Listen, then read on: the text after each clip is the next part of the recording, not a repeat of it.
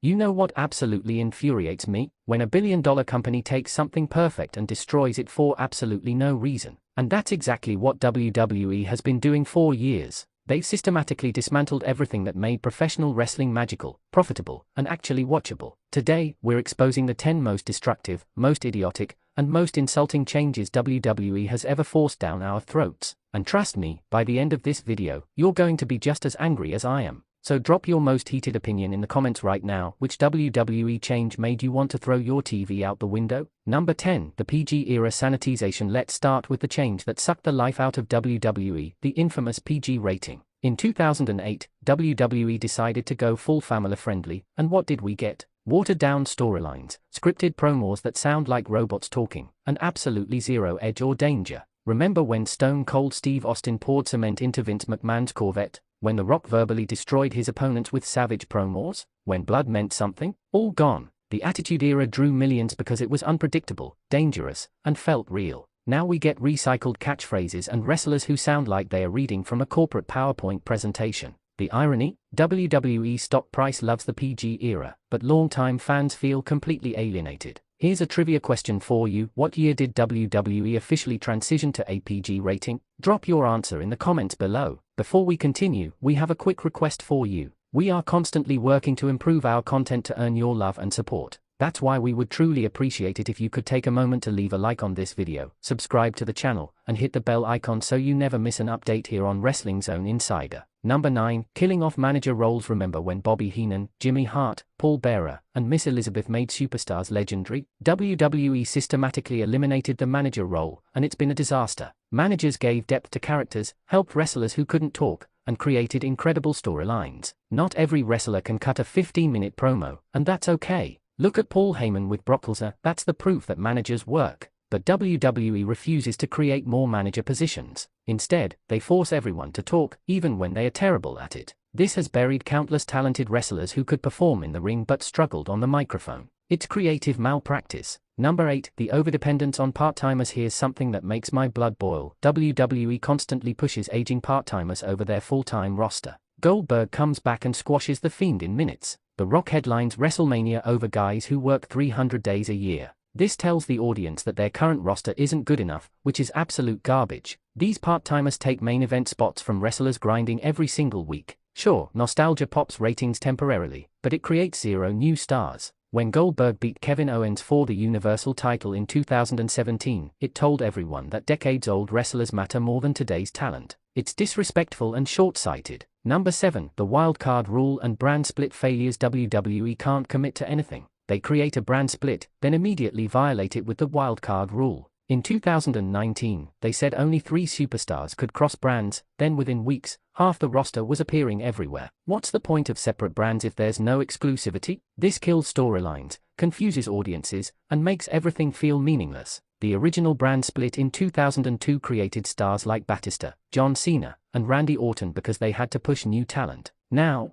everyone floats around randomly, and nothing matters. Pick a direction and stick with it. Trivia time. In what year did WWE first implement the brand split between Raw and SmackDown? Let us know in the comments. Number 6. Removing unique PPV gimmicks. WWE had iconic pay-per-view events with unique stipulations. Survivor Series meant traditional elimination matches. King of the Ring crowned a legitimate star. No Way Out had elimination chamber brutality. Now, these events are generic, interchangeable shows with maybe one match related to the title. Survivor Series 2019 featured Raw vs SmackDown vs NXT, but did anything change? No. Everyone went back to normal the next night. These events meant something because they were special. Now they are just another Sunday show. WWE destroyed decades of tradition for absolutely no benefit. Number 5. The authority figure overload. For years, WWE television was dominated by authority figures. Triple H and Stephanie McMahon opened almost every Raw with 20-minute promos. General managers, commissioners, and executives took time away from actual wrestlers. We tuned in to see wrestling, not corporate drama. The best periods in WWE history had minimal authority presence. The Attitude Era had Mr. McMahon as a character, not a weekly spotlight hog. These authority angles made everything about management instead of competition. It trained audiences to expect wrestlers to be subservient employees rather than larger-than-life fighters. Number 4, 50/50 booking and meaningless wins. This is the worst modern wrestling sin.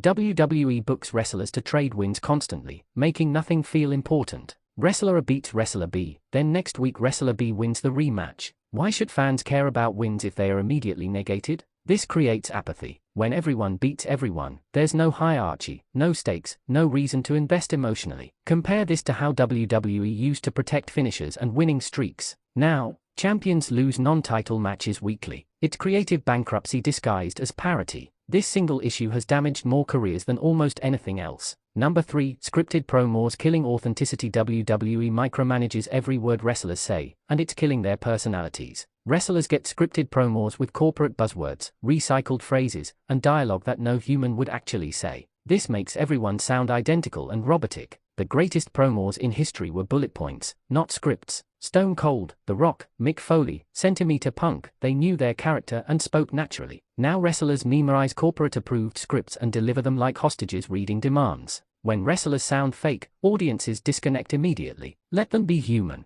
Trivia question: which superstar famously went off-script during their 2011 Pipe Bomb promo? Share your answer below. Number 2, the elimination of blood. Wrestling is supposed to be combat. Sometimes, blood happens in combat. WWE's complete ban on blood has made their most violent matches feel fake. Hell in a Cell is supposed to be the most demonic structure in wrestling, but everyone leaves without a scratch. Blood told stories. When blood appeared, you knew something serious was happening. Now, tables, ladders, chairs, and steel cages produce zero visual consequences. This doesn't mean every match needs blood, but the complete elimination removes a crucial storytelling tool. Compare modern Hell in a Cell matches to Undertaker vs. Mankind in 1998. There's no comparison in intensity. Number 1, the complete misunderstanding of what made wrestling great. Here's the ultimate problem. WWE fundamentally misunderstands why people love wrestling. They think it's about corporate synergy, mainstream acceptance, and Hollywood crossovers. Wrong. People love wrestling for larger-than-life characters, emotional storylines,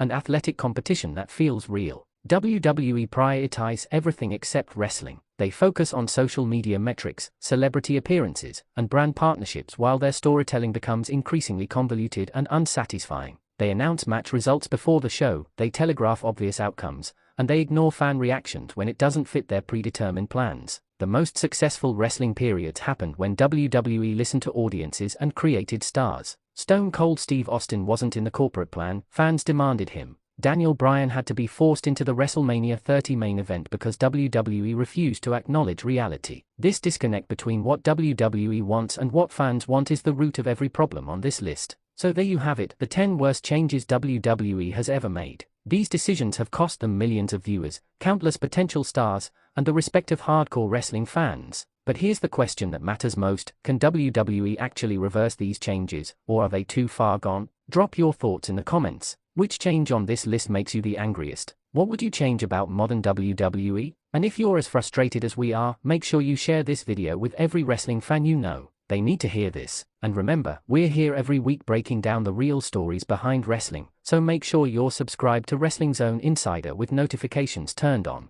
We're not afraid to tell the truth, even when it's uncomfortable. Until next time, keep fighting for the wrestling we deserve, not the wrestling they think we want.